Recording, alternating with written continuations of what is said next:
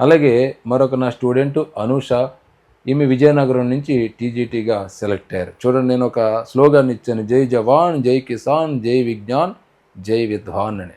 ఈ విద్వాన్ అనే మాట ఎందుకు వాడవలసి వచ్చిందంటే, నా విద్యార్థుల్లో కళాకారులు కూడా ఉన్నారు. బెస్ట్ ఎగ్జాంపుల్ అనూష మేడం గారు. ఈమె కూచిపూడి నృత్య కళాకారిణి. ఆమె చక్కగా తన విద్యార్థులకు, అక్కడ ఉన్న విద్యార్థులకు నాట్యం నేర్పుతూ ఆ యొక్క కళని ముందుకు తీసుకెళ్తున్నవారు. అలాగే నా విద్యార్థుల్లో చాలామంది మంచి మంచి కథలు రాసేవాళ్ళు ఉన్నారు, మంచి మంచి స్కిట్లు రాసేవాళ్ళు ఉన్నారు, మంచి మంచి రచనలు చేసేవాళ్ళు ఉన్నారు, కవితలు రాసేవాళ్ళు ఉన్నారు. ఇలాగ వీళ్ళందరిని చూసినప్పుడు నాకు అనిపించింది ఏంటంటే, జై విద్వాన్ అనిపించింది. వీళ్ళందరూ కూడా కళాకారులు.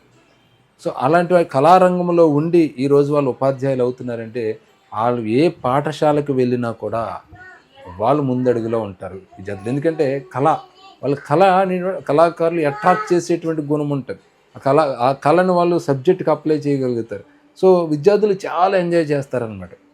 సో వీళ్ళందరూ కూడా అద్భుతమైనటువంటి పిల్లల్ని తయారు చేయగలుగుతారు భవిష్యత్తులో అని నేను ఖచ్చితంగా చెప్పగలుగుతున్నాను.